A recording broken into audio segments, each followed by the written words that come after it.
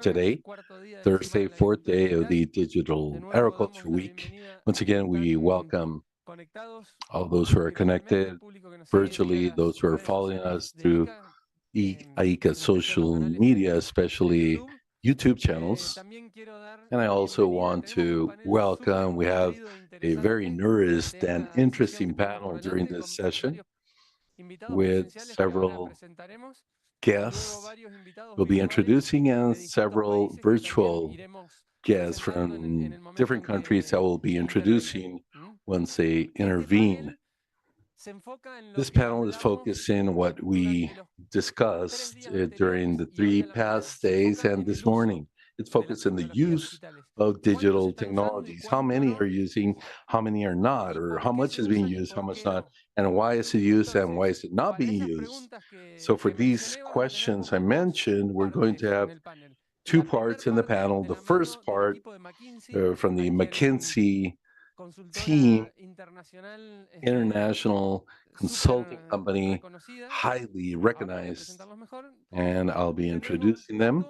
And from them, we have unedited data of the use of digital technologies in different countries of the Americas as a result of work they carried out annually, and that it has been growing in scope. Then we have a panel of participants from different countries with users of digital technologies with Sandra, and they will exchange the motivations for use and obstacles for the use of technologies. So to begin, I want to introduce on one hand Jeremias Lachman, who is one of a person who will be supporting me in the moderation. You know who Jeremias is.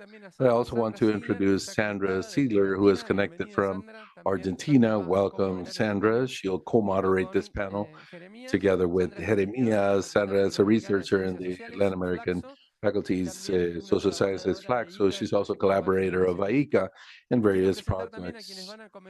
And I want to introduce those who are going to begin with the presentations. On one hand, Team Lily, and Tim is a partner in McKinsey and Company, and Tim will give us further details of his role. And then Ana Luisa Mokodowski, I think, or Mokotsky, sorry, who is a consultant in McKinsey and Company. And I thank the McKinsey team who came from different places to Costa Rica. We have two of them here, but in the room we have more collaborators of this company, and we highly value your presence here and your willingness to share the results of the work you've been doing. Without further ado, you have the floor to begin your presentation. Thank you very much. Jere, let's see, where do I stand, or do I have a stand for the mic? I think I'm okay. Thank you very much, Fede, for this invitation. And truly, it's impressive to see all the innovations, all the brains and ideas that are brought to the table. It's incredible all you're doing, very exciting to see. And this is the first time we participate in this, and thanks to the coordination of Fede, and we're very excited to share with you some data and information regarding the global context and also of the Americas on the evolution of the world of producers. Clearly, it's very important if you're designing innovation, product, and new services, you must understand very well demand, where the producer is, and which are the global trends. And this will be part of the success or not of what's being designed and produced. So along that line is what we will see today. Little detail is that we made this presentation in English, so it is in English. So if there's any problem with the slide, we can explain further. In any case, I'll be happy. I understand you have simultaneous interpretation, so I think we can go forward. I figure I should start saying who we are, what we do, or what our company does, the company in which we work, and a bit about the context of what we see. And before we go into further detail, I'm Tim Lilly, as it says on the slide. I'm a partner of McKinsey from the Panama office. I'm not originally Panamanian. You might hear from my accent, I'm British, or I was born in London, but I've been working for a decade in Latin America. So I'm quite Latin now. And my role in McKinsey is that I lead our division that serves agro-industrial clients in Spanish-speaking Latam. So it goes all the way from Mexico to the south, except Brazil. However, I am here. I represent Brazil. I'm Ana Luisa. I'm an engagement manager from the office in Sao Paulo. And for some years, I've been leading the survey farmers insight survey, and we bring some insights today to share with you. My Spanish is not as good as Tim's, so for me, it would be easier to give this presentation in English if possible. I could do it in, yeah, I think I'm more used to do it in English more than Portuguese. So let's see if it works. I'll change again. Very well, thank you. And to share what we do in our company for you to better understand who is McKinsey. Well, McKinsey is a global consultancy. We work in various sectors. Obviously, I'm more in agribusiness, agro. There's some data there. We work throughout the value chain with several companies leading in these sectors. It doesn't mean we don't work with local companies. We work in the whole spectrum of AgTech type companies, startups, mature business, everything. And we have presence there, and I think we're part of that wall of friends of AICA. So it's great to see some known family logos. And so we work throughout the sector and answering difficult questions or issues that our customers face. And this could be in different contexts. So we work in different contexts. What we do that is more known is what's in the middle. I think that you can now hear me better and I don't have to shout. Perfect. We're more known for what's in the middle, the strategy and corporate finance, boardroom suits, finance.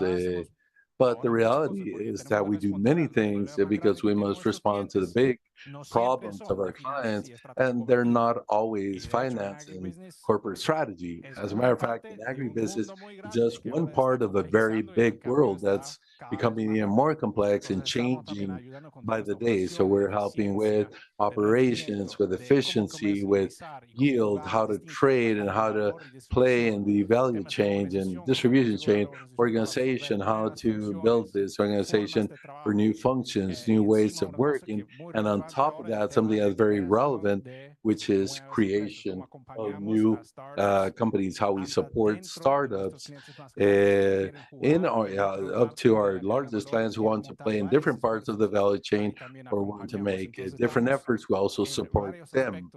We are in different aspects.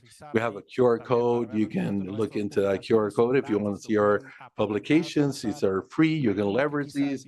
You can use these when it's very relevant, which is called the adoption dilemma, AgTech. So it's a global analysis of the biggest problems that AgTechs have with adoption. So literally all the resources there are free. You can leverage and use, and we're offering them for you. I hope they're useful. And next slide. I just mentioned this, and for the first time, we were able to place AICA there. Fede, you're right there, and we're happy that you're there, and we hope that it continues there for many years to come. And this is the content. The interesting thing, we have said a lot about who we are. The Farmers Insight Survey, what is this?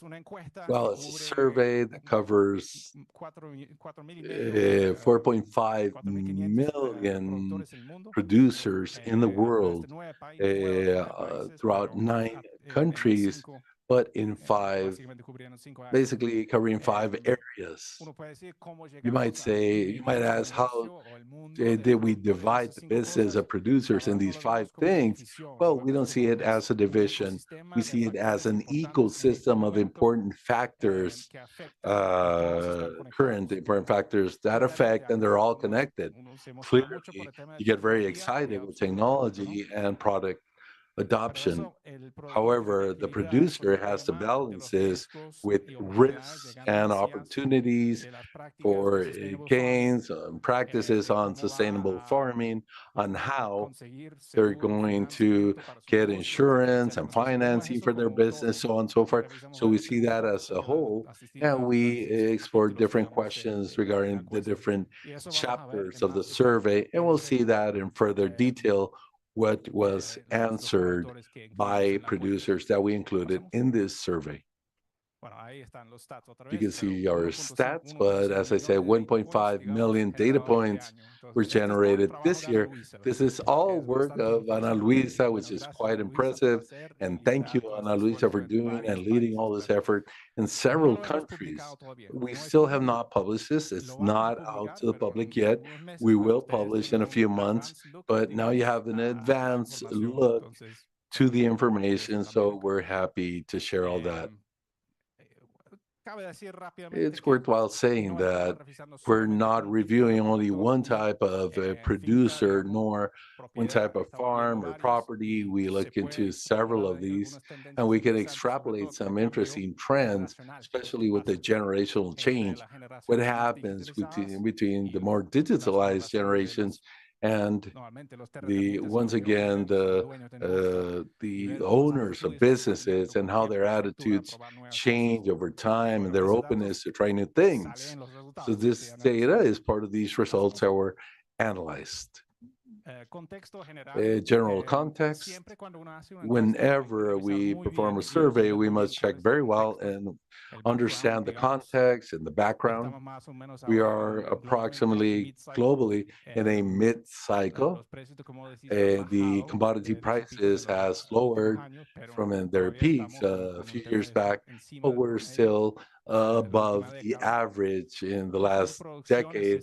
Production costs are normalizing a bit, but also the rate of change is in a downturn, and we continue seeing big, disruptive, extreme weather events that affect producers. And on top of that, I don't know if this is true or not, but a third of the world is going to vote for a new government this year, or has voted for a new government this year, which implies a strong change as far as geopolitical shocks, which has a big impact in the producers' world, because we can be a completely connected world, especially in agro, where we have prices of commodities, trade flows, commodity flows, FX, inflation.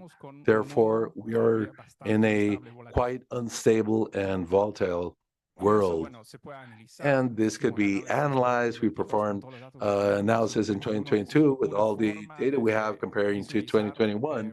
This is a way to visualize the impact of macro disruptions in only 1 year.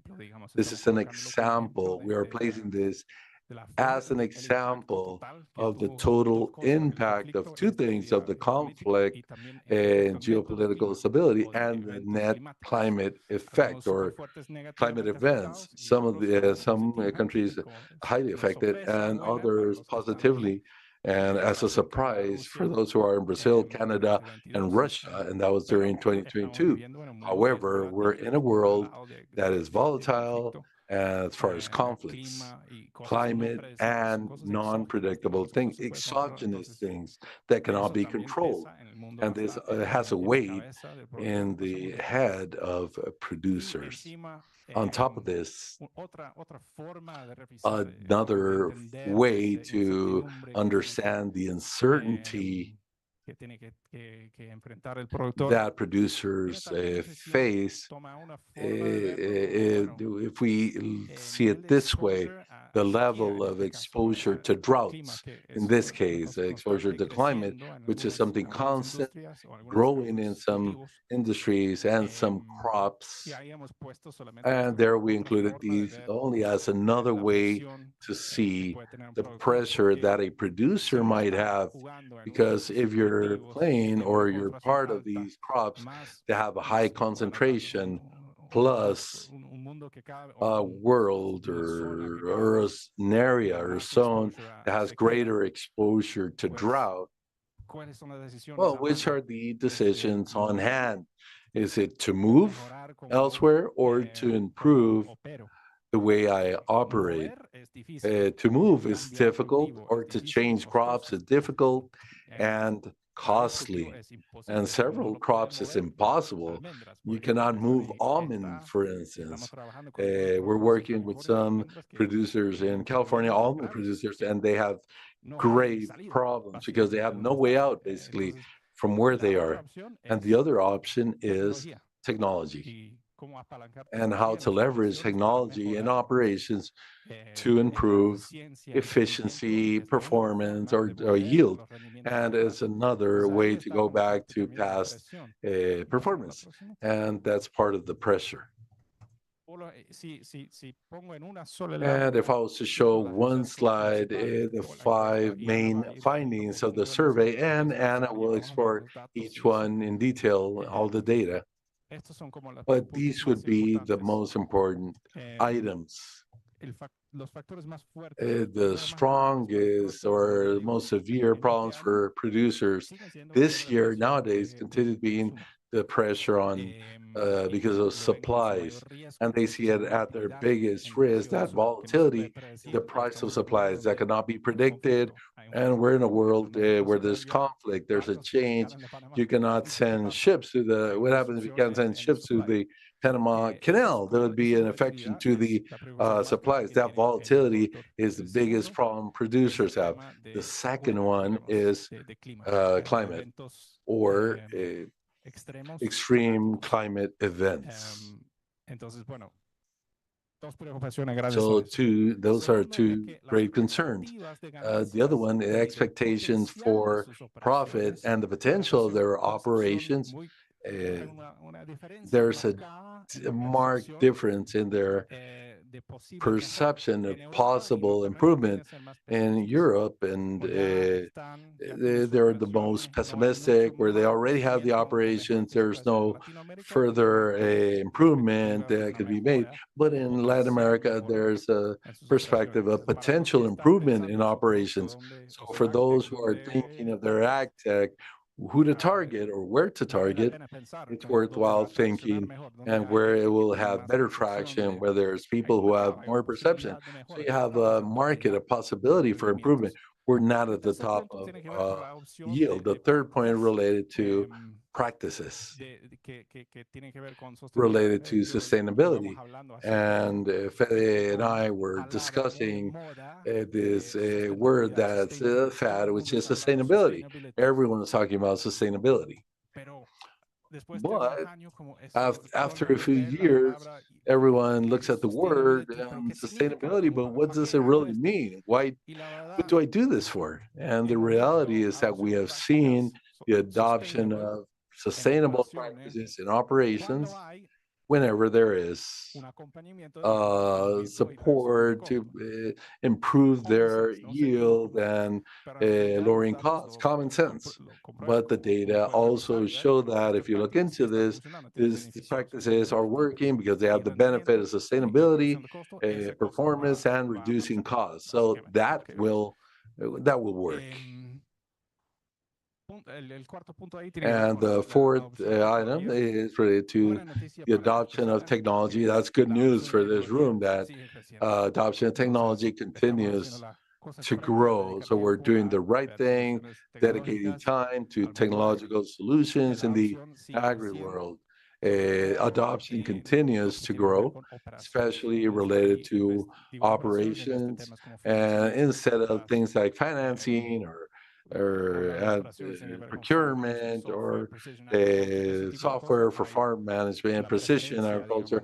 So there's a preference there, and there's a higher rate of adoption and growth in this area compared to other software or technology linked to the agri world. And finally, this is something that sounds quite logical. Influencers for producers, who are they? Who are the influencers? In Europe and North America, the influencers are the ones who have greater influence on a decision to purchase or change in practice, or those who sell all these supplies. So you might be also thinking on how to approach the market of producers with a new technology, with a new product. There's an important channel there that might be that might have not been perceived if you're not in that world. However, this is the quick summary of everything. So if that was all you learned, that's okay. But now we're going to Ana Luisa, who will show the detail in greater detail that I believe is quite interesting, but I'll leave it to you. And now I'll give the floor to Ana Luisa. So switching to English, and apologies for that again. Going through each one of the big insights that Tim has mentioned. So first one, this year we saw that the main worry, the main concern farmers have, the main risk they anticipate for the next 2 years remains in higher input prices.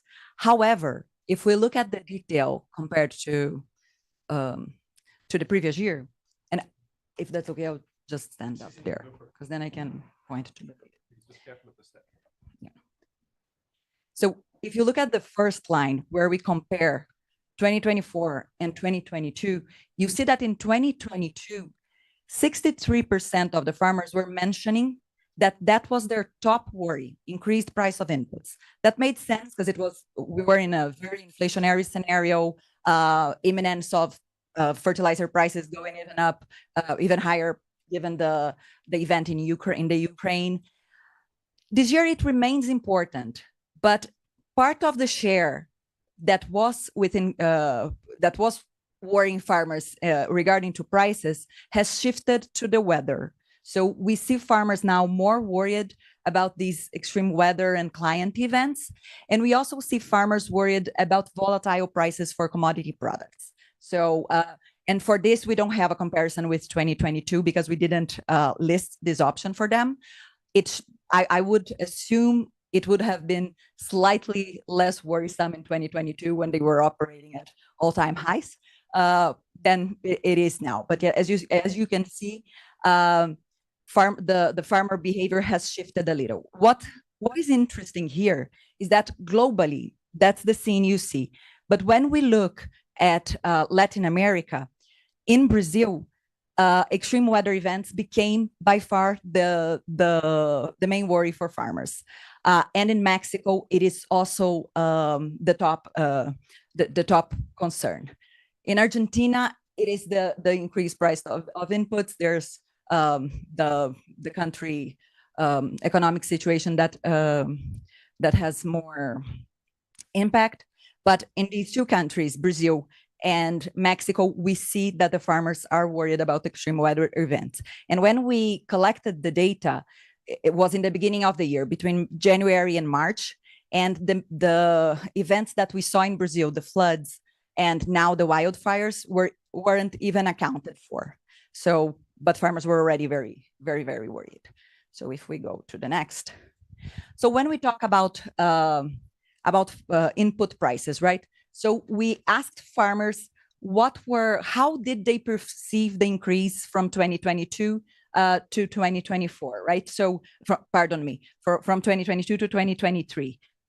So over the year, where A lo largo de los años, vimos que ese aumento más alto no fue en fertilizante, fue un poquito menos en protección de los cultivos y en semillas, pero en tecnologías también vieron un 10% de precios superiores. Los sitios donde vemos is so fertilizers in Europe, but in Latin America, when we look at Mexico, we have an important perceived increase compared to the other American countries. And in Argentina, we even took it out of the accounts because of the particular situation. But there, compared to 2022, the perceived increase for them was lower, but it is still very high when compared to the rest. And when we talk about the extreme weather events, what we saw was that the farmers who rank extreme weather events as the main concern are more likely to spend on agricultural products. So they are spending on average 30% more on agricultural products than the farmers who are not that worried about the weather events. And they are also more likely to be looking for the purchase of more land or the leasing of more land over the next 2 years. So they're trying to protect themselves more than the farmers who are worried about prices in that regard. All right. And as you saw there's some variability in concerns across regions, and that also reflects on the future expectations. So when we asked farmers, how do they perceive, what do they expect for the coming years? The results we have were slightly different as well. While in Europe and North America, the expectations for farmers is that over, not just this year that you see in the lighter blue, but also over the next 2 years, income will most probably be lower. So that's the expectations they have, that you see in the top lines in the dark blue part of the chart. In comparison, when you look at Latin America and India, there's less pessimism for the coming 2 years. There's some pessimism for now, for this year, but way less than compared to Europe and North America. And there's also a lot of optimism regarding the next 2 years. And that's what Tim mentioned. There is some expectation that there might be some expectation that there's more to be accomplished. What we think that might, so as I mentioned, we collected this data in the beginning of the year. So if we surveyed Brazilian farmers right now, they might be more worried given the results, the possible impact of the wildfires in their operations. But even so, we see a way more optimistic farmer there, which may mean a farmer more willing to make investments. And when we asked the farmers, okay, so you are kind of optimistic or not for the next 2 years, but what are you gonna do to capture the profit that you might anticipate for the next 2 crops? So the 50% of the respondents anticipate that they will try new yield increasing products. And very close to that, 35% will try new protection crop protection products. And there's 1/3 of them who will be investing in innovative equipment, products, and technology. That varies across regions, but as you can see, apart from Europe, where the crop protections is likely higher, the rest is quite similar. So what we see in this survey is that the farmers are betting on increasing productivity for the next 2 crops in order to protect themselves from increased price of inputs, because if I have more productivity, I can reduce my spend, and also to protect against the extreme weather events, because I will be investing more in and kind of like protecting myself against droughts and other possible events. So let's go into more detail on what are the productivity oriented practices that they will be adopting. So starting by sustainability. In line with what Tim mentioned, the first thing we asked the farmers was, why do you adopt sustainability practices? And by far, what we hear is, because it brings me yield benefits. Second, more popular reason was because I get lower production costs. And finally, because I also get additional revenue streams. Last year, when we interviewed, in 2022, when we interviewed the farmers, there was also an emerging answer, which was because I think it's the right thing to do. I think that now, because the moment's a bit harder, everyone is looking at it as a possible productivity ally and unlock. And that's what we see in the results here. And what do we mean by the sustainability practices? So when we interview the farmers, we give them a very comprehensive list, and we brought the 5 top, the 5 more adopted practices. And we see that mostly farmers are doing some regen ag practices, such as crop rotation and cover crops and no-till, but they are also investing in sustainability practices that will bring more productivity and more input efficiency, which is, for example, variable rate spraying, fertilization, and the use of biocontrols, biofertilizers, and biostimulants. And that's where we want to do a deep dive with you on the bio-based products to show a bit what's happening with the adoption of these innovative products. Before we go into details, when we did the survey 2 years ago, and we saw that farmers were already adopting a lot of bio-based products, what we would hear from the farm-facing organizations was, yeah, but is it something that's gonna be there, or is it something that's just happening now? And this year we did a specific question on to the farmers on what will you do regarding your adoption of bio-based products if there are shifts in the traditional input prices. And what we heard from 60% of the farmers is that regardless of what happens to the traditional input prices, so fertilizers and crop defensives, they will still increase or maintain their investments on biologicals. So the important insight of this survey, of this page, is adoption of bio-based products is not just because it is a more cost-efficient alternative to the traditional inputs. It's something that's being used to complement the traditional inputs. And then let's show some of the numbers and the difference across regions. Starting by biocontrol. So we saw some increase year over year, while in 2022, 15% of the farmers were mentioning that they adopted biocontrols. Now we already see 20% mentioning that they are using it. And Brazil is leading by far the adoption.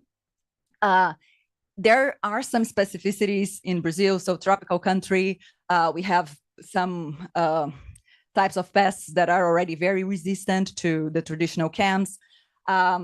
But there's been also investment in the development of alternative products, and that has been one of the enablers to the increased adoptions, because it's been there's products being developed and they are proven to be efficient. When we ask the farmers, why are you adopting the biocontrols? So first, when we look at the combined results, the first one is this better overall efficacy. So when we mention overall, it's like the better overall efficacy is combined with the traditional. So I'm adopting because when I have the biocontrol allied to the traditional crop defensive, I get better results. So that's the leading response. And then we have the cost angle and also the better return on investment. If we go to the next page, we look at the bionutrients. We also see Brazil leading, but we also see Europe with important investments in the bionutrients and also growing overall year by year. The slight decrease in Europe, we attribute to a sample. It might be related to sample. This year we have more raw producers than specialty producers when compared to 2022. That might be one of the reasons for this decrease, especially when we conducted some qualitative interviews to to complement the quantitative data, we understand that for the specialty producers, there's a lot of adoption. There's growing adoption across the row as well. Reason to adopt is also related to very clearly improving yield, so to productivity. So these are products that are more sustainable, and that in the soil health protocol also bring better results. So that's the main reason for the overall success of adoption of these products. Fantastic. On the other hand, when we talk about, for example, carbon programs, which we have been debating a lot in the ag scene over the past years, we still see very little adoption. And the numbers haven't changed much from 2022 to 2024. We saw some growth in some of the countries, but overall adoption is still low, around 10%. And the main reason for the low adoption is because the farmers are not offered the product. They don't think the return is gonna be enough for the investment. So like, I think that this might pay better in the future, or they are not even offered or they don't trust the main sponsors of the programs. They don't think that it makes sense to share the data, because I don't know what's gonna happen with the data, and I am not comfortable doing that. And now going into the topic that's more aligned with the agenda here. So what we saw this year is that operations-focused technologies are the main technologies growing as productivity allies. And so let's look at the numbers. Just one caveat for this, when we ran the survey, the way we ask the farmers is, we tell them, do you adopt any of these technologies? And then we explain, we put kind of like an explanation on, like, digital agronomy, we mean this, that, and that use case. Precision ag hardware, we mean this, and that use case. And based on the results we see, the way we ranked the countries is on the number of farmers that use at least one type of technology. What we saw is that for digital agronomy, and here we mean, for example, crop defensive prescription, improving monitoring yields, managing diseases, we see the US leading adoption by far, followed by Brazil, considerably less in Europe, and very little in India. Argentina would be somewhere in between Brazil and Europe, and Mexico very low, like just ahead of India, but like on very low when compared. Same thing we see on precision agriculture hardware. So when we ask the farmers, like, if they have more technology going in their equipment in the field, we see way more in the United States, Brazil and Europe kind of like going along, and very little adoption in India.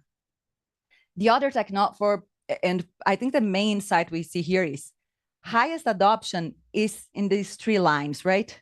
So where the farmer is focusing on the field technology, they want to increase the productivity on the field.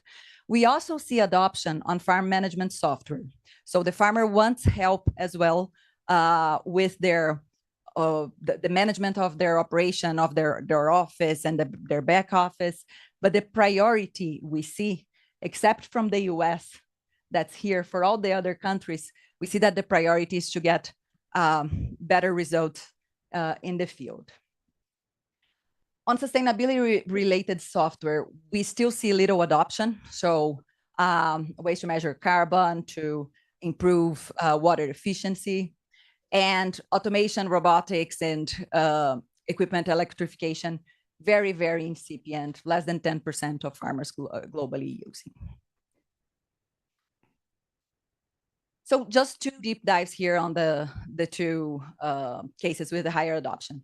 So for digital agronomy, the main reasons we see farmers using, and I didn't bring India here because the results were very low. So we compare the countries where we see the regions where we see the adoption. So yield monitoring is the use case that has the highest adoption. The interesting thing here is that for Brazil, it is not. In Latam, in Argentina and Mexico, it is yield monitoring, but in Brazil, it is not. In Brazil, what we see is disease management, weed management, and pest management. So there's this strong focus that's aligned with what we talked about in biocontrol on managing pests. So yeah, and we also see a strong adoption of fertility prescription and planting and seed optimization. If we go into precision agriculture hardware, you see that they are very related, but we go into details on which are the use cases. So we see strong adoption in North America of tractor guidance and auto steering. Across the 3 regions, the sprayer section controllers, and then some variability for Latam. Top use is on variable rate applications of fertilizers and also pesticides. And we asked the farmers why they are like, what's the main challenge they have to adopt more technologies. And across Latin America, implementation and maintenance costs, lack of technical support when a problem arises, and unclear return on the investment. When we talked to the farmers in Latin America, they were very specific about the problem of lack of technical support. So pretty much there has been investment, but sometimes when when you don't know how to manage the technology, or when you need some assistance to do any sort of maintenance, you don't get anyone with the expertise to go to the field and support you with it. So that's an important concern of the farmers.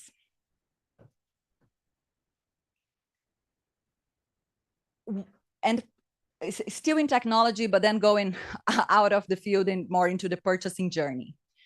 When we ask the farmers, how are they purchasing their agricultural products? We see strong adoption of digital, and this is preference, right? So how do you prefer to make your agricultural purchases? We see strong willingness to make purchases online, especially in Latam. And that's mainly driven by WhatsApp use.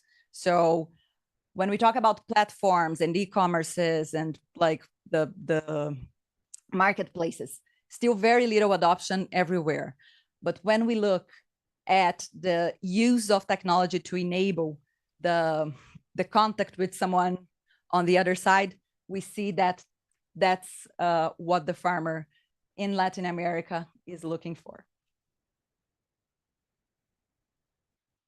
Fantastic. So we talked about their quest for productivity, the way they purchase their products, and then how do we influence them to get to those products and to test and to see that they make sense? What we found is that input distributors are seen by the farmers as their main influencers on buying decisions. So if we go on the next. We asked 2 different questions and we got to very similar answers. So when we ask, when you're buying anything, so be it input, technology, equipment, who is the most? Globally, it's going to be the sales representative. So the person in the distributor or in the supplier companies that will go and explain to you the benefits of that and say that folks around you use it and see results. So that's the main influencer. And they are also the main influencers when we talk about soil health, especially in North America and Europe. In Latin America, we see one specific point, which is the use of the own agronomist, and that's driven mostly by Brazil, where this is a common practice. In the other regions, so in Mexico and in Argentina, we also have the input distributor as the main influencer of their purchases. Nonetheless, there's one thing that's always important that you guys know, but it's always important remembering. The neighborhood is also very important, right? Everyone is in contact. If it works for my neighbor, it might work for me if no one in my region is using. I want to understand first why no one is using before I start adopting. So there's not the quest for being the first adopter, but more on finding references that you know and trust, and you believe that that thing will work. All right, those were the main cuts of data that we wanted to bring and share with you. And then just recapping what we found out and what are the considerations for the farm-facing organizations. So first of all, farmers have concerns about the future. They are cautious. Increased price of inputs, extreme weather events are the main worries, and that might reflect in some hesitancy to make big investments in the coming years. However, in India and Latam, we see more optimism about for the next 2 years compared to Europe and North America, and that's where we might see better opportunities for investments. Sustainability needs to make sense. Adopting sustainability for thinking it's the right thing to do is not what is in the mind of the farmer now. They want to do the right thing, but they also want to see the results. And we have several practices that are showing that seeing results, they will continue adopting. AgTech, there are some results that are not obvious. There are points that need to be improved. So guaranteeing that the farmer sees the result on the investment that they are making, right? Like, what will I get when I make this investment here? And also giving them the support whenever problems arise. Finally, the personal advisory is important. So the same way when they procure their inputs, they want the opinion of the distributor, and they want to see what's happening around them. That's the same thing on technology. They want the seller who go there to be technical, to know, and to come back whenever they need the support. So what does this mean for the farm-facing organization? First, it's a moment that we need to partner with farmers. Like, there's a lot of volatility, so we need to help them see the emerging opportunities that might arise from a volatile moment, and market products that make sense for them to go more smoothly through these moments. Second, help them understand the results of what they might see on adopting sustainable practices, and also help them monetize potentially sustainability programs such as carbon programs. Third one, I think this one comes out as the most important here. So be ROI centric, meaning whatever you put there for the farmer, make sure that the return on investment is clear and is tangible for them, so that the adoption of the technology makes sense from their point of view. And finally, deepen relationship with the channel partners, because they are the ones that will be putting the product out there, who will be influencing the farmer in understanding that combining this technology with this kind of input, that's the kind of result you will get. So these were the insights we wanted to bring to you. Any final considerations?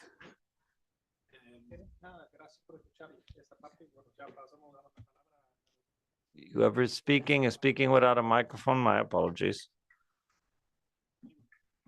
Thank you.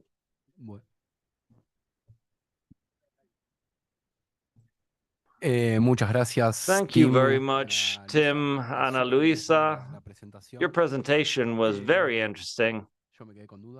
I have a few questions, so afterwards I'll ask you.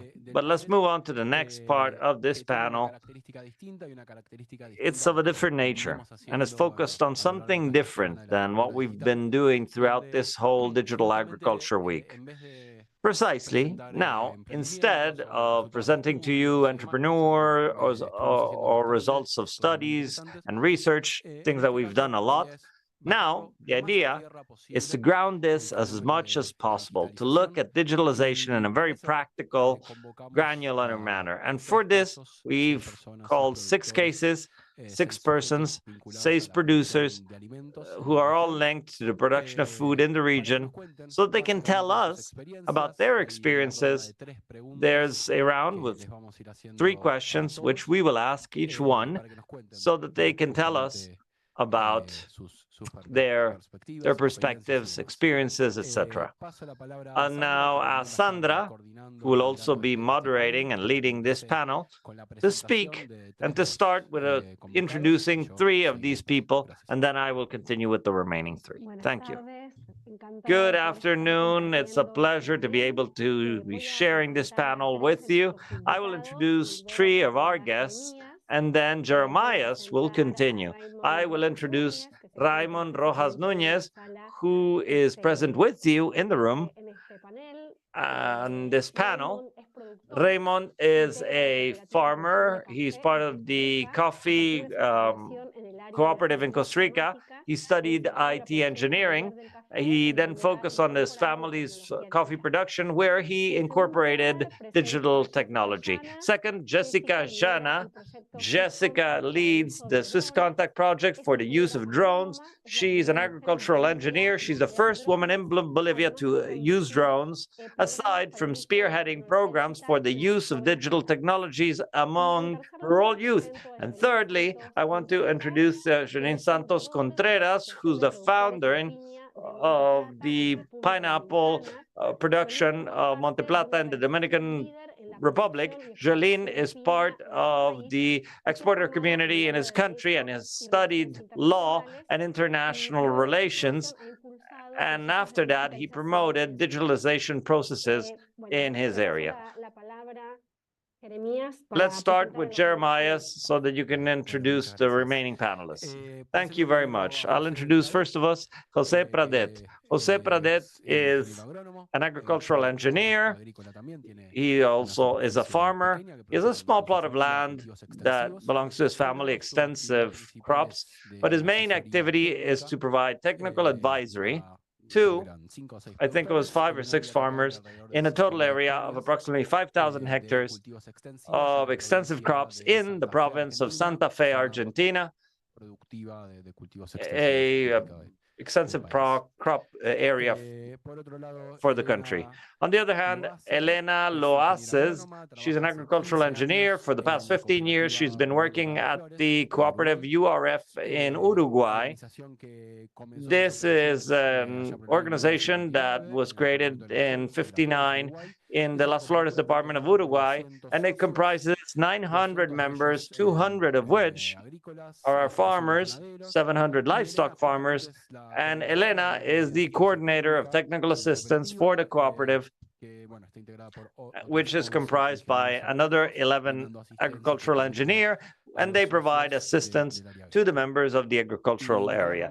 And Nicolas Romagnoli, who is a sound engineer and who is a part of a company, the Family Farming, who grows 3,800 hectares in northwest of the Santiago del Estero province, a province which precisely more and more is being impacted by climate, by the lack of water, etc.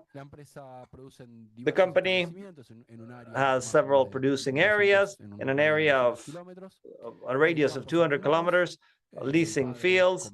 The father started with the company, and then Nicolas, with his siblings and nephews, is currently leading it. I wanted to briefly mention how this is going to work. I had mentioned this before. It's 3 questions. We asked each participant. You have 2.5 minutes to provide answers. We are seeking brief answers, brief replies. We'll start with the first, which precisely the idea is for you to tell us what was the goal. If you can, this is to understand your motivation. Maybe tell us, how long ago did you start using digital tools with regards to agricultural activities, and what difficulties or problems are you trying to overcome? And currently, what processes do you use these digital solutions on or in? Do you want to start, Raymond? Bueno, hola, muy buenas tardes. Bueno, realmente ahora escuchando los datos, ciertamente me siento acompañado, ¿verdad? Porque pensé que todas esas cosas solo lo habíamos nosotros, pero I thought all these things My time right now, I'm currently dividing in developing technologies and advisory, but also the business with my family, coffee production, not only coffee, but we also have a farm renovation. So what motivated us is that 4 years ago, we integrated family business. We had to assume the challenges that we discussed in 2022, very high cost of inputs.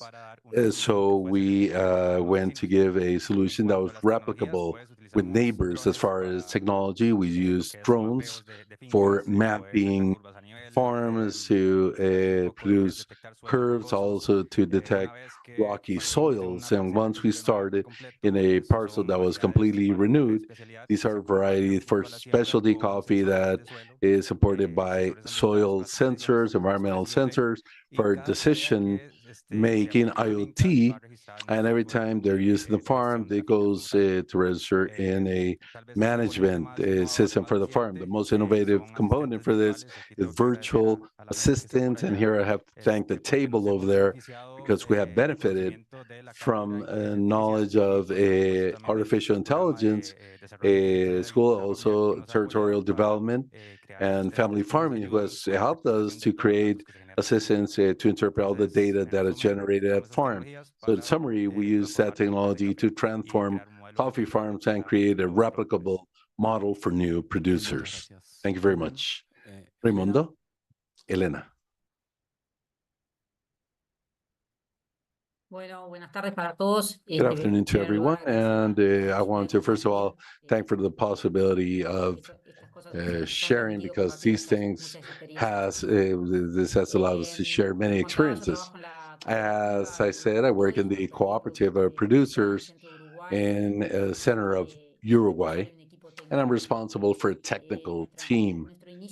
And we started in digitization 13 years ago, approximately 2011, with a few issues. One was growth. There was several technicians participating. We were holding information on paper or recording paper, very specific in the year. We would file that, and that information obviously would get lost. And then we started working with some files, many participating. We had a lot of issues with information.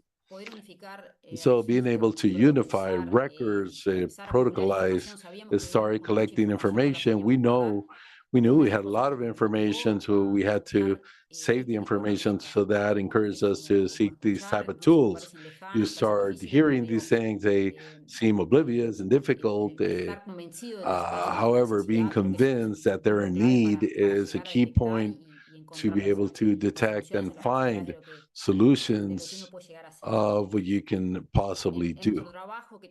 In our line of work, which includes monitoring crops, we do applications, orders with the field technicians, and the application of agrochemicals is very delicate, for it implies so many things, agrochemicals, dosage, specific work. We were doing that on paper, and this implied, obviously, it's not protocolized, type of letters, doses, paper, and transferring paper to the final user would generate several issues.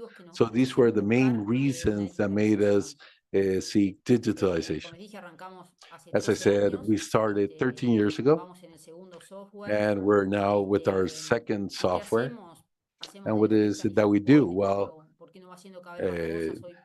we do more things now than we plan. We record monitoring, we record performance, application orders, then we translate that to logistics, and then we transfer that to results analysis. I think results analysis adds something infinite, because the more information we record, the more things we can analyze.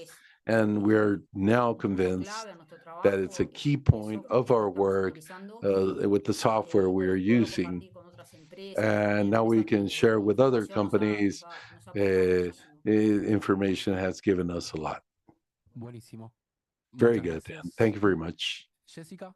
Jessica. Hello,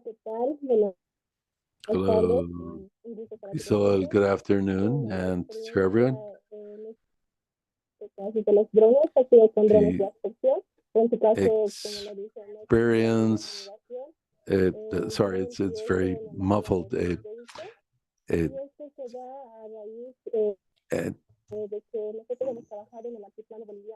we're working in Bolivia, and sorry,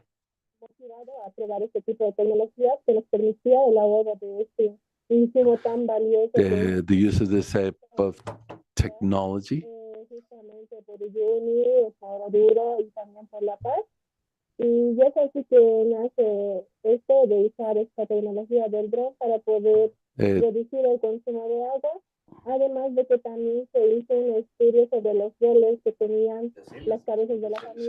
Sorry, cannot make out what she's saying. It's very muffled.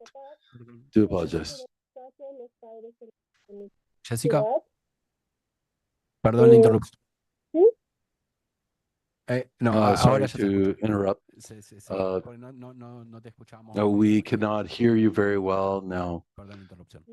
They raised the volume, but cannot make out. Continúa. ¿Sí? Sí, ya se te escucha bien. Puedes seguir. You can continue. So, going back to water sources.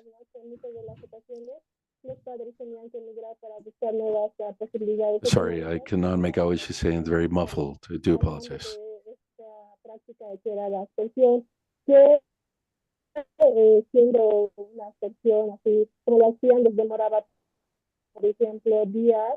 Incluso semanas dependiendo de la cantidad de hectáreas que tenían. Entonces, con el dron reducíamos ese tiempo, justamente hacíamos una hectárea en 20 minutos de aspersión, lo que permitía que muchas mujeres puedan disponer de los tiempos que les gustaba para poder hacer sus actividades normales. To be able to carry out the activities as well. Sometimes pero que en este caso con el dron se evitaba eso y también económicamente se les hacía un ahorro. Entonces, esa ha sido la motivación principal. So that has been our main motivation to use this technology, drone technology, with very good results, because the use of water, there's been a reduction. Besides that, we're becoming advisors to close that digital gap. And this is a case we have seen in older people that saw technology. They're reluctant, and they had a setback in this, but that's been something very important, this activity. So we have seen that technology can provide or support the activities carried out, especially in this area. Thank you very much, Jessica. And you know what? We couldn't hear you very clearly. Apparently, it's your microphone. If you had a different headset or try with different headset for the next round, we might hear you better. Now we give the floor to Jose. Good afternoon to everyone, those who are there in person and virtually. And going back to the initial question of what motivated me to go into digital agriculture, in the previous presentation, I saw they were showing, they were seeking answers in that survey of how the producers thought about future gains or where they thought they would have profit. And since I graduated, I started the premise with the producers of my area. They were very little organized with data as far as planning also. And I was asking, Do you know how much you make in your company, in your production? Do you know if this field gives you any profits or not? And they didn't know this data. Apparently, they were producing, but they didn't know. So once planning, you cannot plan if you don't have data, nor do you know how you're doing or how you did the last year or the previous year. So I prioritized is I started collecting data. Initially, I did it all in a notebook. I would come home, I would transfer that to an Excel spreadsheet, and I started organizing data until we started using, I think 5 years ago, started using apps that allow us to record data in the field at the moment, save it, store it, and not have to do double work and have to transfer that once you get home. So right there, with that data, as Elena said, talking about the apps and applications in agrochemicals, we're able to store that data in the field, and with all that information that was generated, we're able to analyze and then show the producer these are the events that give you profits, these do not, this you can take this route or that route, but to have that type of order, because apparently in this area, and I'm talking exclusively of the area I'm in, because I know there's areas, other areas in Argentina that are much more organized. However, here where I am, they wanted to do very technical agriculture. However, after they actually did it, it was very primitive, and this would generate distortions once producing. Buenísimo. Muchas Very gracias, good. José. Thank you very much, Turno Jose. para Now we Jolín. give the floor to Jolín. Jolín, Hola, muy buenas tardes. Quiero good sumarme a afternoon, las and I want to felicitaciones y dar las gracias a mis echo these compañeros.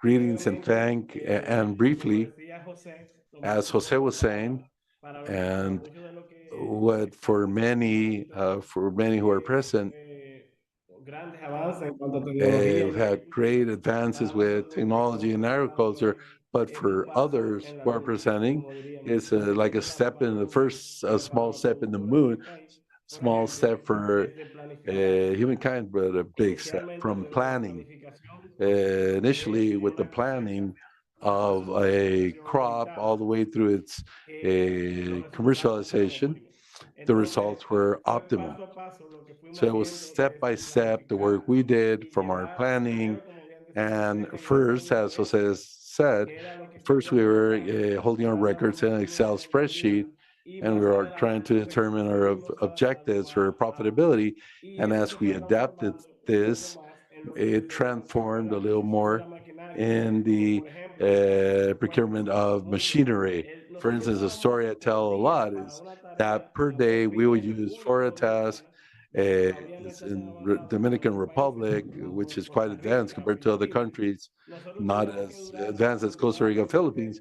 It would 2 take us semanas approximately 2 weeks espacio de un año in trabajando. 1 acre Con un spray boom, con un working. tractor, se And with logró a reducir esas 2 tractor, semanas we were a able to 30 reduce the minutos. 2 weeks to Entonces, 30 eso es minutes. tecnología, So that is porque el technology, spray boom because a manejado spray con boom, tractores, con maquinaria, if podía it's significar done with a muchísimos tractor or factores, a system, pero it también could technify many mejoró factors, but la it also producción de la improves fruta the y su production of aplicación. fruit Entonces, pasos and como its ese application. es lo So que yo steps like denomino que el these análisis is financiero inicia la after planificación, the el financial identificar analysis, start the todos esos soil analysis, factores water nos analysis, ayudaron a and all tener these un factors correcto helped us almacenamiento de la have a información. correct Esa storage of información se information. convirtió en un factor And this sólido information importante became que a nos highly ayudó important más factor that actualmente a helped tomar us and datos, currently a tomar helps decisiones us y hacer cambios to en nuestra compile data, planificación, make decisions, and cambiando make así de changes in our ser unos production. productores de Changing from sobrevivencia en being la región survival a ser producers in unos our profesionales association agrícolas to que become podíamos hablar agro con los producers clientes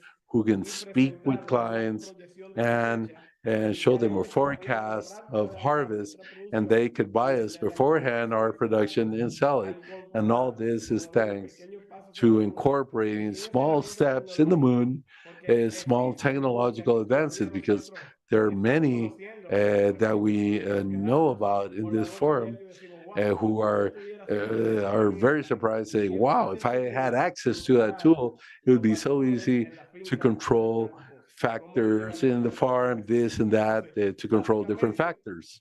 So basically, this helps have clear strategic planning and stability in offer and demand, because this allows to better control uh, things in farm, for instance, with the use of drones and data usage. So I feel very motivated to see there's still a lot we can replicate in our farm to Muchas improve our gracias, production. Joelin. Thank you very much, Comentamos a los Joely. que están And conectados I'm que sharing with acá those who are estamos en un connected diluvio. that we're having Buenos. a Le very pasamos la palabra strong a rainfall Nicolás. here. And now, Nicolas. Buenas tardes.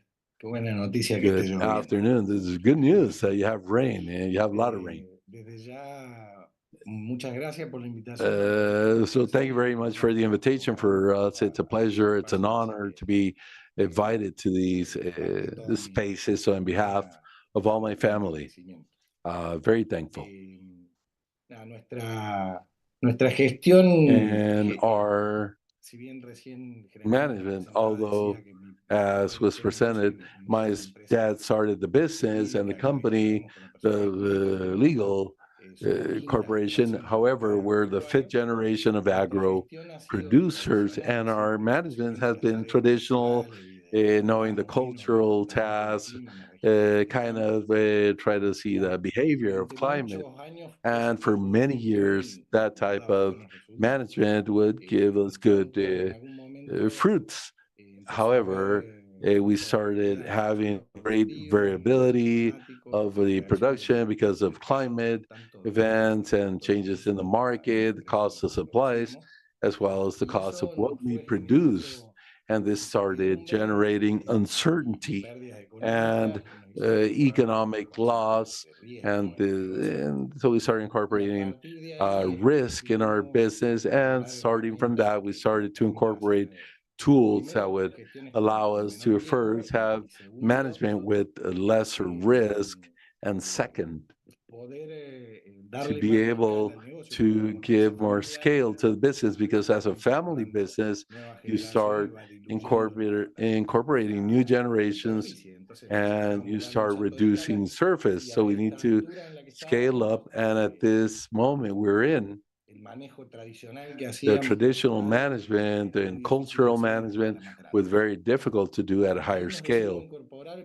So there we decided to incorporate a comprehensive management to include all the data and protocolize data, records, and analysis. And alongside, we incorporated a digital agriculture platform that allows to record harvest maps, different index, follow-up lots, and hold the records with images and reports to digitalize pretty much the whole process. And this made us incorporate some tools, technological tools as variable planting, variable fertilization, being able to order from the platform and register the application map for that order and digitalize the process.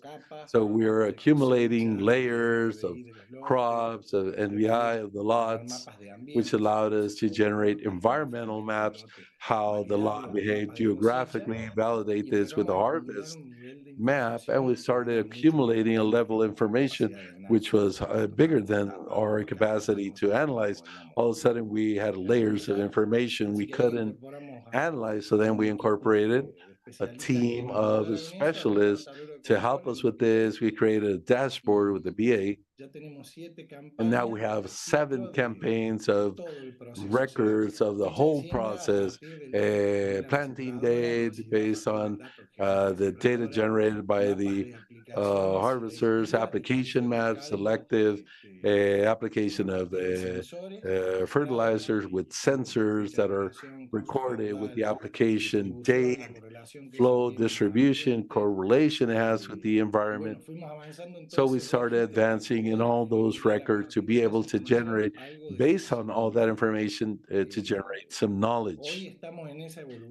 And now we're in that evolution to go from tener mucha having información, a lot of information, sí, mucha información a tener a algo lot of de information to conocimiento have aplicable que se pueda some agregar. knowledge that is La herramienta que applicable. estamos usando son And that's the idea. computadoras So the generales, tools we're sumamos using are the ones I el mentioned, proceso de and we movimiento can de granos add de the pesaje, grain todo el movimiento movement de and grano weighing se hace con una of máquina que grains. tiene All the sensores movement is done with machines that have sensors correctos, that el register uso in del the agua cloud all these y del movements, riego que tenemos the nosotros en el use campo, of también se water in our digitalizó. irrigation in the field was Y also también la herramienta digitalized, and also también the en commercial los tool últimos was años also estamos a digitalized. cargo de In latter inteligencia years, we're artificial using para tratar some de artificial predecir un intelligence poquito to el try movimiento del to mercado better y tomar predict the decisiones movement of the más market acertadas en and consecuencia. make more timely Me pasé un decisions. montón, perdón. I think I exceeded my time. I Gracias. do apologize.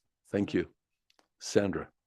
Bien, vamos a ir a otra ronda de preguntas. And we're going to Ya have tuvimos another hablando de round las of questions. We're motivaciones y just vamos a empezar a now hablar speaking un about poco acerca motivations, de and los now we'll speak a little more about obstáculos que the encontraron obstacles. en el What proceso de obstacles did adopción you de find soluciones in the digitales adoption en sus of establecimientos, digital en sus solutions organizaciones? in your Y también facilities or preguntaríamos si organizations? estas And we soluciones also want to ask tecnológicas if que han these technological incorporado solutions you have fueron a la altura incorporated de sus expectativas were o si tuvieron alguna experiencia fulfilled your no tan expectations, favorable or para did you poder have any compartirlas. non-favorable Entonces, results to para not hacerlo un share poco más it? dinámico, vamos a So cambiar to el make it orden more de las preguntas. ¿Les dynamic, parece? we're going to Empezamos por change the Elena, order, que nos and we can cuente start with sobre su Elena for her to experiencia. share her experience.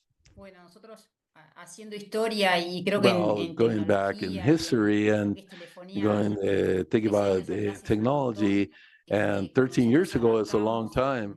When pensando we en qué queríamos, started, we precisamos un started thinking of what we dispositivo wanted. y We thought bueno, about a eso device. We me needed a hace ver que hace device. muchos años And it makes me think porque it was many years ago importamos because we de Estados imported Unidos una from the tablet US a que solo tablet, tenía conexión which only Wi-Fi had para Wi-Fi probar el connection sistema to Android. Hoy test eso es Android systems. historia. And this is history A now. raíz de eso, eso fue como And due nuestro to primer that, obstáculo, this was buscar our dispositivos que first permitieran trabajar en obstacle to campo get sin devices that allow us to conexión, work in the que field without no fueran connection, tan chicos como algunos that teléfonos weren't que as había en ese small as momento, some ni tan phones that grandes como existed una back then, computadora, nor ni as como big hoy as a andar computer, en vehículo con una computadora where única because sistema. we'd have to drive a vehicle Ese fue el primer to carry a obstáculo. computer in the Aparecieron field. That was our first arrancamos con obstacle. tablets, Then we started with so we started with con tablets, conexión. with connection. Después, el segundo obstáculo fue Then the second obstacle que was Android, los desarrollos de that Android, nosotros the trabajamos Android con sistema Android, development, iban más rápido we're working with Android, the developments el were software que nosotros teníamos faster tenía than the capacidad de desarrollo porque software éramos los únicos had usuarios. capacity Y eso because we were the only nos users. trastocó, nos And trastocaba el this, Android desarrollaba y nuestro sistema quedaba the obsoleto. Android, when Cuando uno entra en Android esto siempre updated, cree our que system está was convencido que es obsolete. solución y When que you siempre start por with this, mejorar. you're convinced it's a Bueno, solution, but then it todo has to eso nos llevó be a un cambio, improved. a So all compartir con this José el mismo caused a software que change, tenemos hoy and to share with Jose porque the tenemos software we now muchos, have. porque no And creo this que se siente dentro software, de esa it's comunidad, many of somos us muchos in this usuarios, community, many users. entonces eso tiene So this has un respaldo de now funcionamiento, o sea, son support cosas que for its nosotros, yo soy ingeniero, no soy de la parte de functioning. tecnología, I'm not in pasan cosas, como technology, dicen ellos, se but rompen, no things sincronizás, happen, eso fue things como break, un and paso, they're una not mejora synchronized. So importantísima. that was a very important improvement. Uruguay tiene muy buena conectividad, Uruguay es un has país very chico, good connectivity. It's a small el problema de country. conectividad para nosotros no And the fue un problem, problema, connectivity was not an issue for eso por us. un lado. That on one hand, Después, la pregunta es si nosotros and tuvimos as far problemas as the para implementar, question, if we had para problems nosotros es to parte de nuestro implement, trabajo. for us, well, it's part of our Entonces, work. como grupo, en la medida que estábamos So decididos, as para a nosotros group, fue since we norma, decided to do se it, trabaja así. it was just a Entonces, standard. That's the way we esa parte work. no fue un It's a obstáculo way of porque work. estábamos So todos that part was convencidos, not an obstacle because o sea, somos we todos, were somos todos all ingenieros convinced. agrónomos, We're entonces all la formación que tenemos en agronomists, and educación the como nos training lleva we have in a aceptar our ese tipo de cosas. education allows Y us to accept en these otros things. usuarios que para nosotros And in serían other productores, users that en would realidad be the hoy son producers usuarios pasivos del are now sistema, passive pero sí users of the saben que system, nosotros, but they do know su that monitoreo, el trabajo that the nuestro está monitoring respaldado, our entonces están work convencidos de eso. is supported, so they are Nos convinced about gustaría a veces that. que los We would productores, like sometimes nuestros for agricultores fueran our usuarios más farmers activos, to be more pero siempre active pensamos que hay cosas users, que and ellos we van a always poder think hacer that que there les are va a poder things that servir. we'll be able to do that will Pero bueno, help. creo que con el convencimiento de que esto However, funciona y we are sirve, convinced that los this obstáculos works and it serves a purpose. But the obstacles, from our experiences, sometimes we get these headaches, but these are always things we can learn from and improve. This is going much more faster than what we could think. So I just wanted to share that part about the experience and the progress we had with the use of digitalization. Thank you very much, Elena. And now we go back to the 2.5 minutes to be able to complete this round and cover all the questions. And now, Raymond, you have the use of the floor. Thank you, Sandra. Well, good and bad things that have happened to us, and I'll focus in the final use for our tasks. Well, the positive things first. When we incorporated virtual assistants to interpret data that was being generated at farm, we didn't think it would help us that much. And the reality is now we're in a position that in our laws that are renewed, we interact through chat. Well, we use ChatGPT. So it's very simple, very easy to ask, what do I do? What do you need? What do I apply? Because this tool facilitates that. As far as not very positive things, at the beginning, we weren't going to get fully involved in developing technology for our own needs. We just simply wanted to be users. So we had the need to measure electric consumption of a water pump to determine the final price of a pack of coffee, measure the irrigation system. So we imported a kit that didn't have the context, proper context. It is not new for those of us here, and I don't want to get into technical details. However, the power expressed current by voltage, and voltage was in 240 volts from Europe, and here we use 120, and it gave us a very high consumption, nothing like our reality. So this motivated us to develop things on our own. As far as the application and results, one of the things we're interested in is for our neighbors to approach us and ask us what we do, how we do it, but that discussion happens until there are results. Initially, when we're establishing decisions of what drone sensors, irrigation system, they would say that that was a lot of money.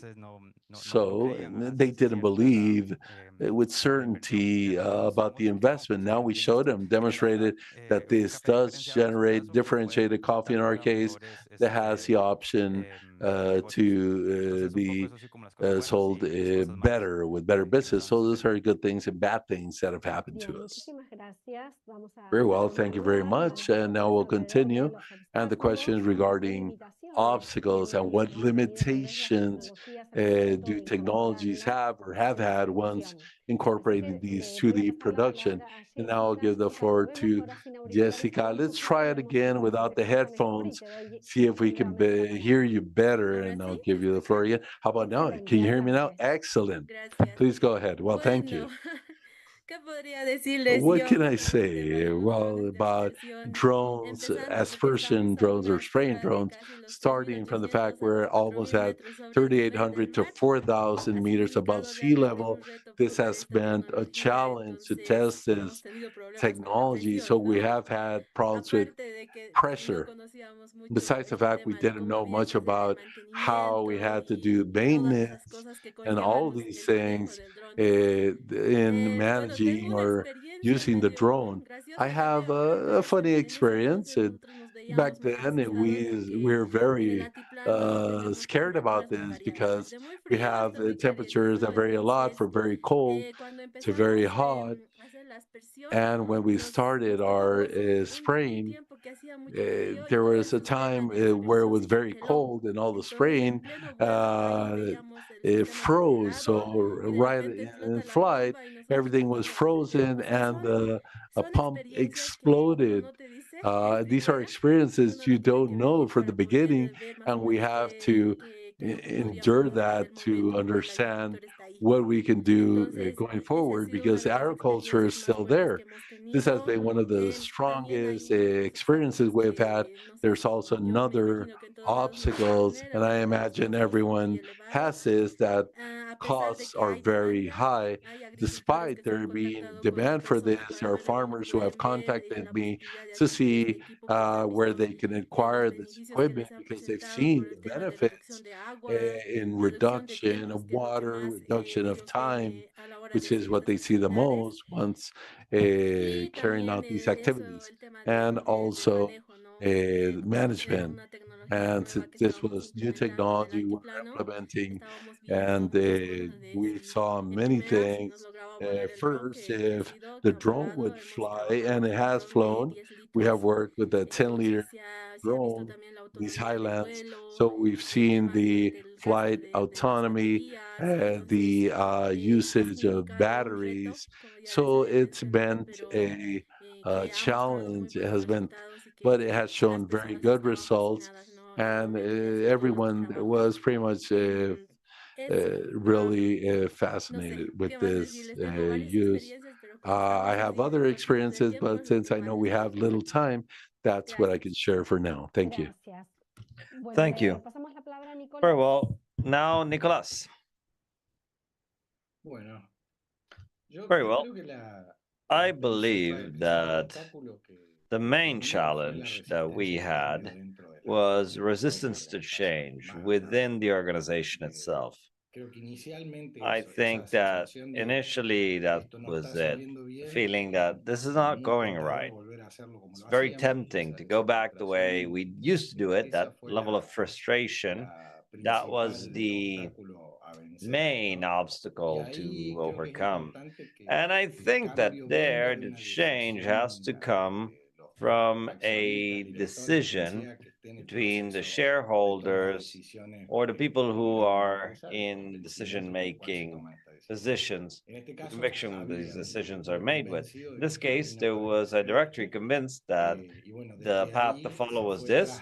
And then trasladando from then poco a on, poco esa visión del little by directorio little, a toda this la cultura vision by the organizacional, director ¿no? transferred over Ahí to es all donde of the estuvimos la organizational mayoría de los culture. trabas. But that's where was where Hubo most of the herramientas que no se obstacles were integraron at. como nosotros There were tools pensábamos, that were not integrated as we believed.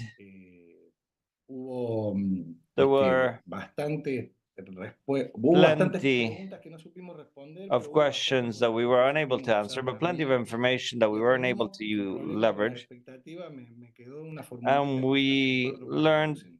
a little formula that I share with you A that you can ver, use. la Let's satisfacción see. frente a una herramienta es igual Satisfaction in light a of la a tool expectativa is menos la equal to percepción. expectation Y minus la perception. verdad que hay algo que nosotros podemos And calibrar there's bien antes de something there incorporar that we can algo calibrate well al before sistema productivo, we es la expectativa. incorporate Lo que nosotros no something into sabemos the es medir la productive system expectativa. is Entonces, expectation. pagábamos una herramienta So que we used to creíamos que iba pay a a solucionar un tool problema que no which we teníamos bien thought was going to definido solve a problem y which we had después defined clearly, la dábamos and contra then la pared porque nothing. ni We siquiera just habíamos hit a formulado bien la wall premisa. because we hadn't Es even formulated the importantísimo question frente a well. este tipo It's de very important in light of mundo que se these nos viene encima, types of de realms that muchos we're facing, niveles de capas where de we have información que hay que several formular layers para of que esto corra. information.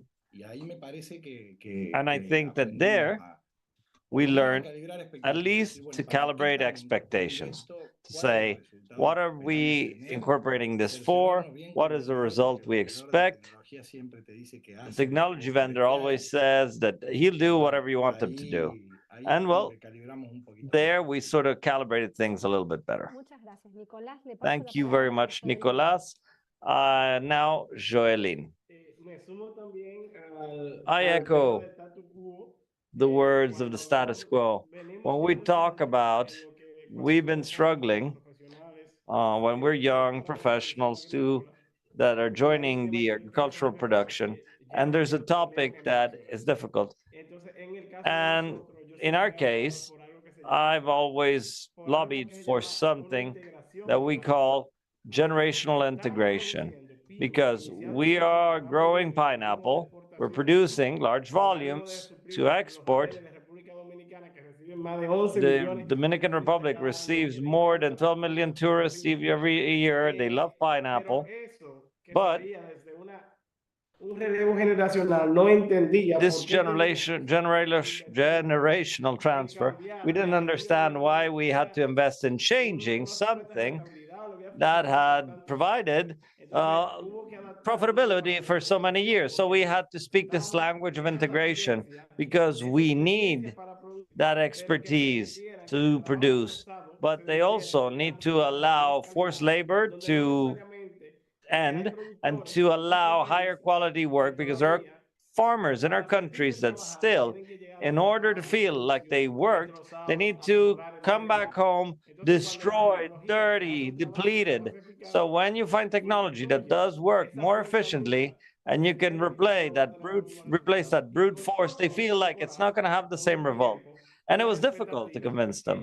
But with time and with expectation, they started adapting. So in the Dominican Republic, 6 years ago, still there were no many technological elements for agricultural production. But now there are. It's made a lot of progress. Now they have tractors, they have all of the pieces, all of the tools to adapt to a spray boom. In fact, when we needed to buy technology, we had to go to Costa Rica or other countries and import them into the Dominican Republic. This was 6 years ago. Yes, and in other countries, perhaps like Brazil, Costa Rica, the United States, they had these, but we didn't see those, only on video.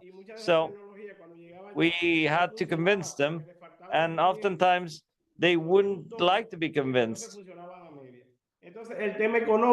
And so the economic issue also entailed a reality shift, because when they were making decisions, they had to invest an amount that seemed very high to them, that could mean the same amount that we can save in the time frame of a year in terms of labor and what all of the processes entailed. I'm not speaking of eliminating manual labor, but rather to use that manual labor smartly.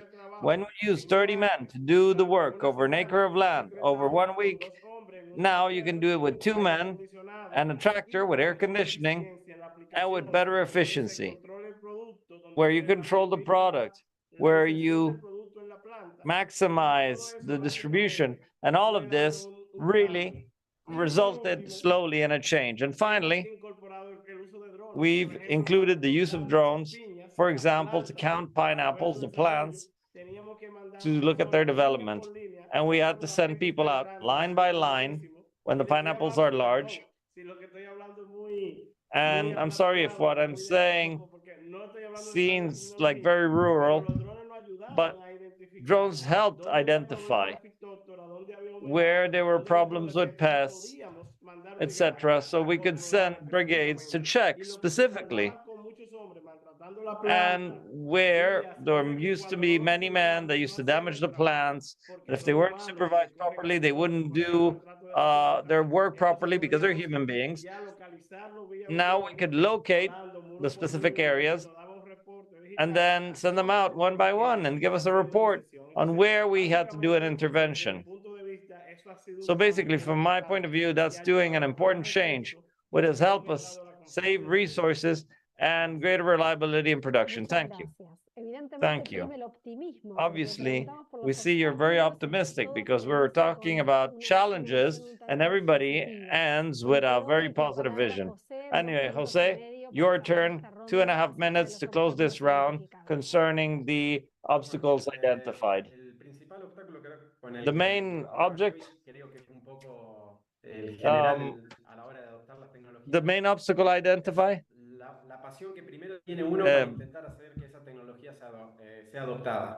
the main obstacle is for the technology to be implemented, because the producers as such, as Nicolas and Charlene were saying, they love the status quo, that comfort zone of going out and started to produce in a new way.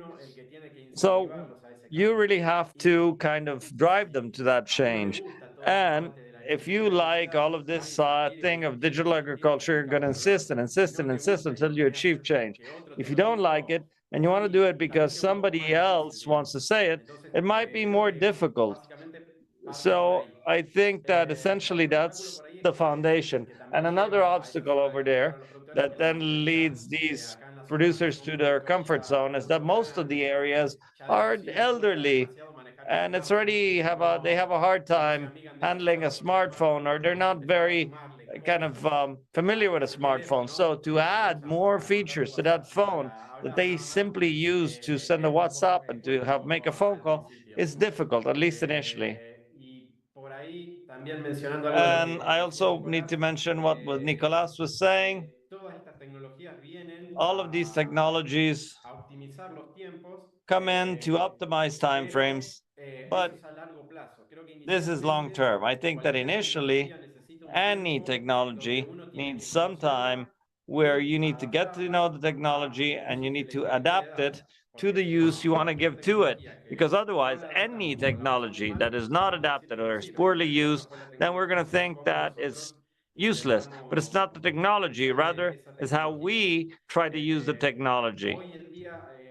Today, we already have juice producers and that are now seeing a new generation of people coming in who are more used to the usage of phones and technology, and they started to become part of the data takers, and that helps me a lot.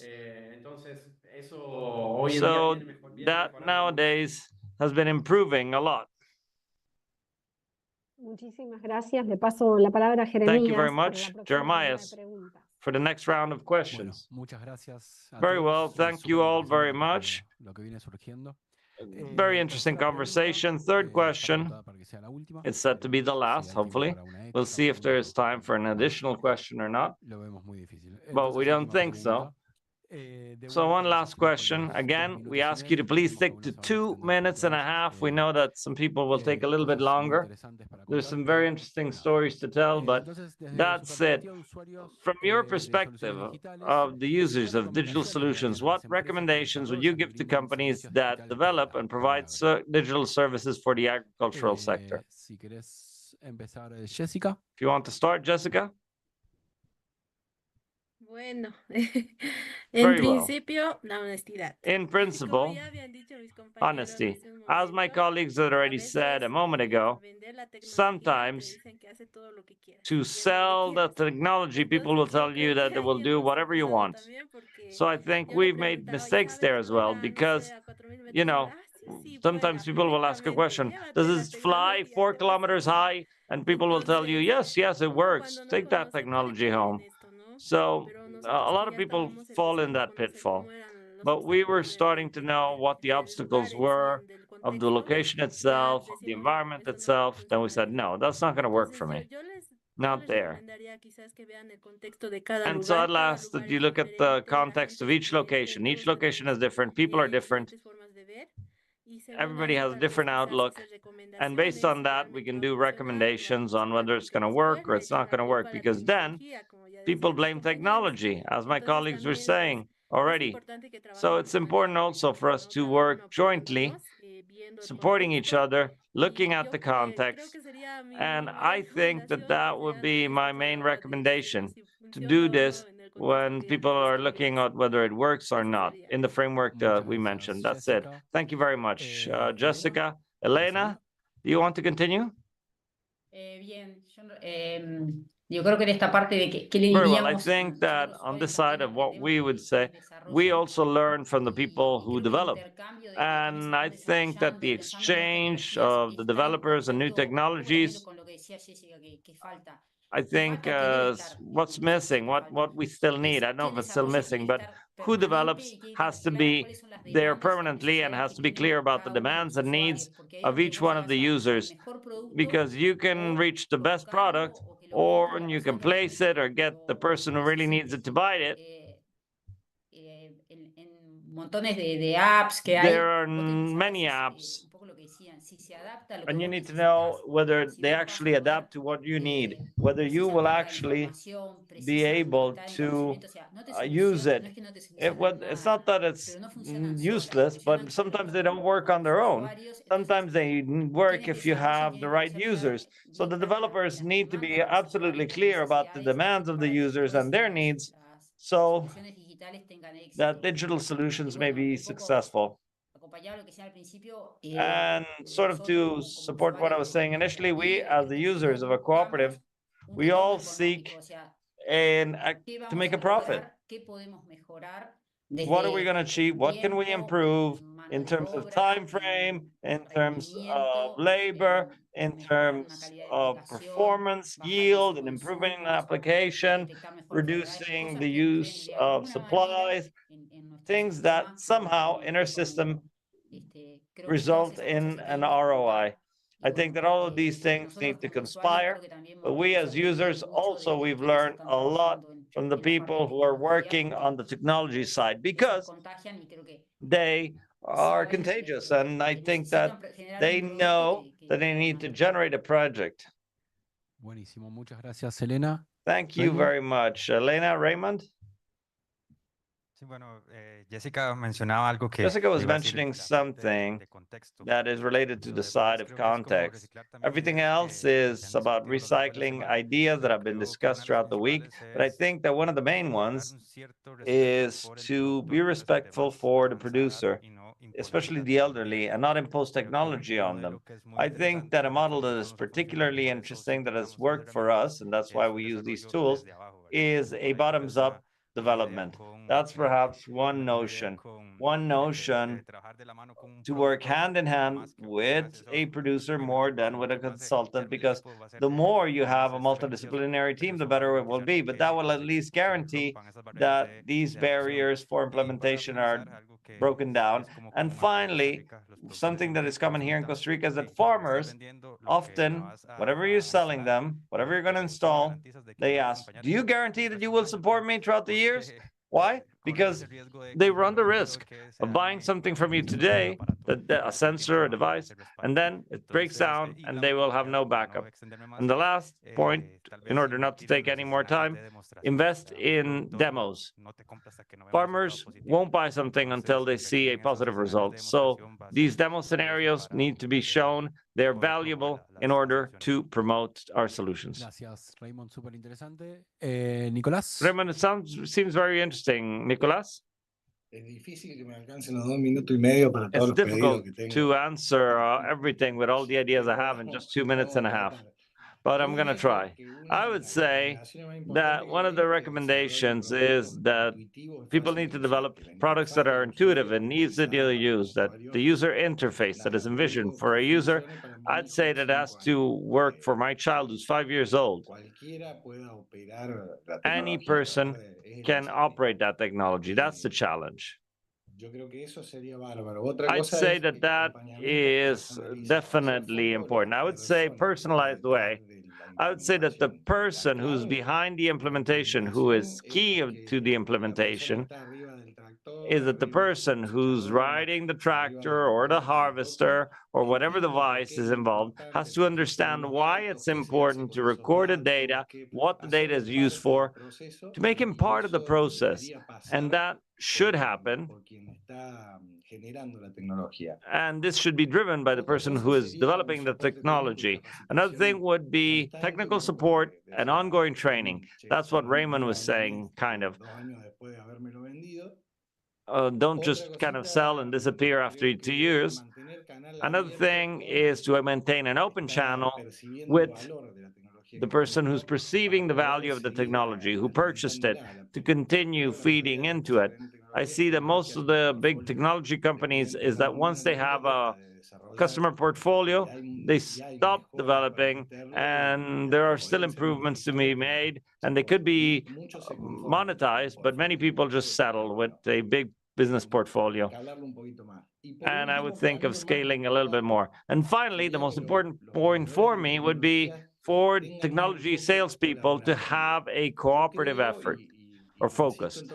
I think and believe that there are times when you don't know who is whose client. The data from the producer to certain platforms with immense volumes of data feed into a parallel business which is monstrously huge. So I'm not asking to be paid for my data by the platform, but I would ask that it's cooperative. Validate our hypotheses of management with anonymous data that are general and that can really help us see whether your management is doing right. You still need to do X to see regional results. That would be fantastic. We are able to do it. And since we pay to provide our data, it would be great, excellent, if these were cooperative. Buenísimo. Ahí la Very lista well. completa. The full list. Joelyn. Joelyn? Creo que sería redundar, pero vuelvo y repito lo de. I see it would be redundant, but to work on generational integration again, to provide the opportunity to these people who taught us how to sow the field. There are many factors that technology still can't do, so that they don't feel displaced as well. This, and finally, I think that the people who design technology must understand that there are small-scale farmers. There's many of us out there, and we could use your technology if you approached us, if you invested a bit more in a direct manner of communicating your product and its features, and to provide support, and to create events for small-scale farmers where they can get to know the technology, the advertising, and the tools, and also forums like these, conferences, would work very well for the people who sell technology. People who sell technology need to move closer to the producer and support them throughout the process and provide some type of guarantee or permanence or warranty or some learnings about how to use the tool. They will be the best spokespersons and ambassadors for your products to sell to other small-scale farmers who are doubtful. Once again, you preach by practicing. And this would make life easier for those of us who are trying to make progress on terms of technology, in terms of production, so that others may understand when we want to implement the technology. Buenísimo, Joelyn. Thank you very much. Thank you very much, Joelyn. Jose? Bueno, yo creo que un poco I believe that todos los que producen la what tecnología all of the developers of technology must do must unify criteria for the use of codes that they program with, because I think that before a field is planted and before the gray is placed on board a vessel, there are many technology platforms, digital technology platform, and along those lines, there are some that are excellent in their field, but that are not compatible with the following or the prior. So when you want to enter a process of completely digital agriculture, where you're going to chain together a number of platforms because each one will have its own, you cannot find any compatibility. You say, oh, this platform is not compatible with the other one, the way the data is recorded, the way the information is generated, or otherwise you have to download it, filter it, and then you have to generate again a distortion, which is no good. So that's where people would have to come to an agreement, because sometimes one wants to generate a new platform and says, no, I'll do it my way because it will be best. Yes, perfect, maybe for your purposes, but it's not compatible at all with the other links in the chain, neither with the ones prior nor the ones after. So I think that there it's about coming to an agreement amongst each other to have healthy competition, to have everyone develop what they consider best, but keeping in mind the framework that there are other platforms. And Nicolas said the other element, the topic of sharing all of the information anonymously, because I don't need to know what was generated by another user, but that it's good to know that on such a planting date 5 years ago, that is the best. And it's very good to be able to release it and not just analyze when it's done. Because if you analyze it in the proper framework, it's probably better than a case that you saw. Buenísimo. Very well. Muchas gracias a todos. Thank you all Sandra, very much. ¿querés Sandra, unas palabras para el cierre? do you want some closing remarks? Yes, just a few brief words to close and summarize. It's been a very powerful panel because of all of the ideas that emerged from it and the exchange. I think that if there's been one common element that popped up time and time again, it's been the generation of knowledge and learning that we are all going through in these digitalization processes. If I had to add a title to summarize, I think the good part of what we've been discussing has been related to the issue of knowledge and learning, especially from the panelists as users, but also with many byproducts and messages for technology developers.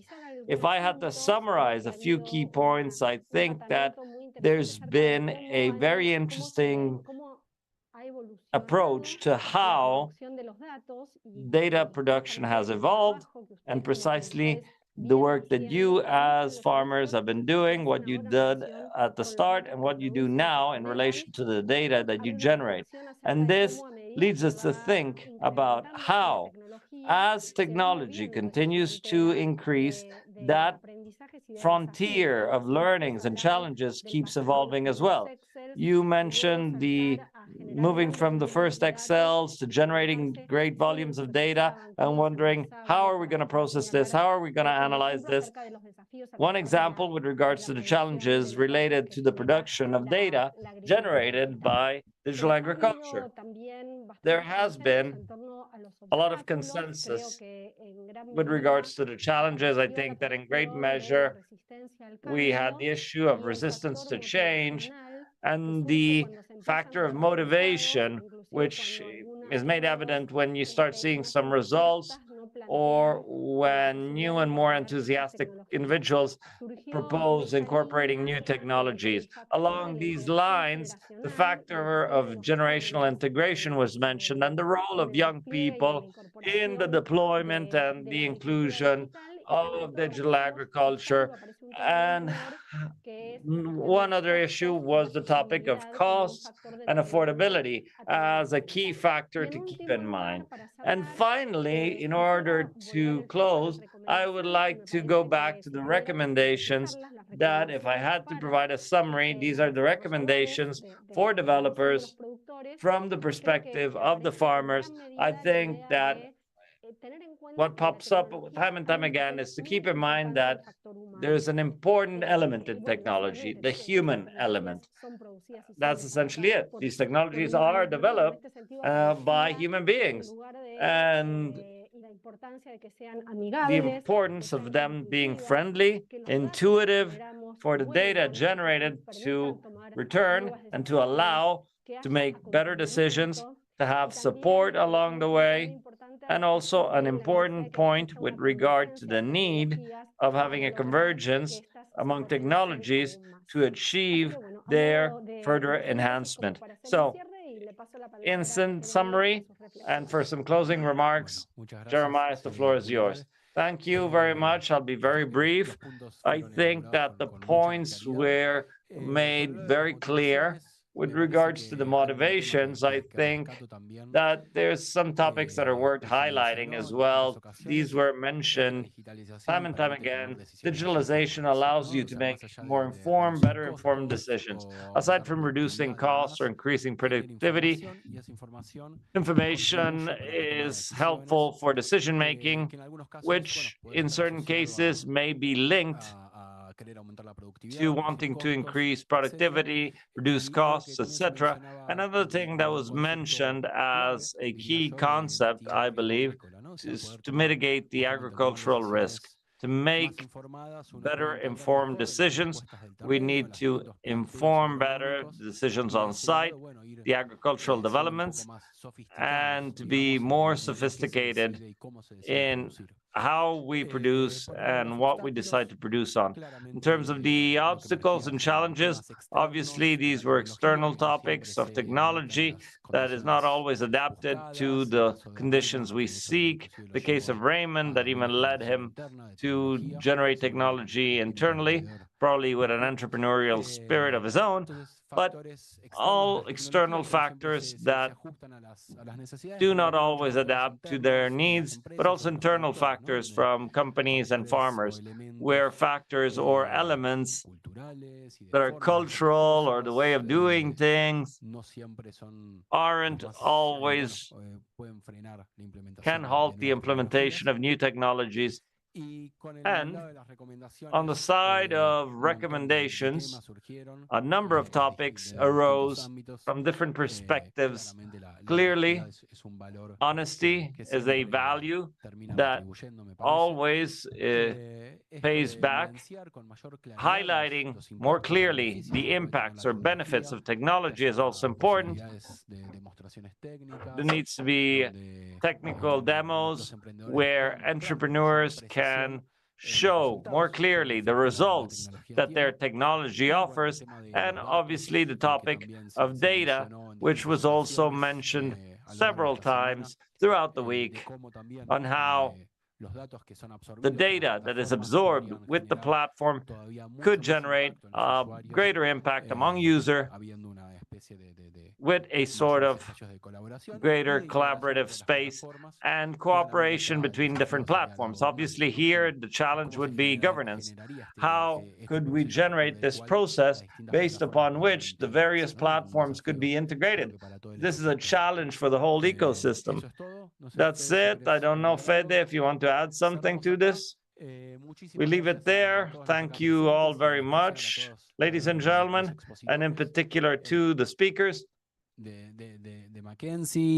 Mackenzie from the farmers who told us their stories. Very interesting, very valuable for everyone. So that's it for now. Thank you very much.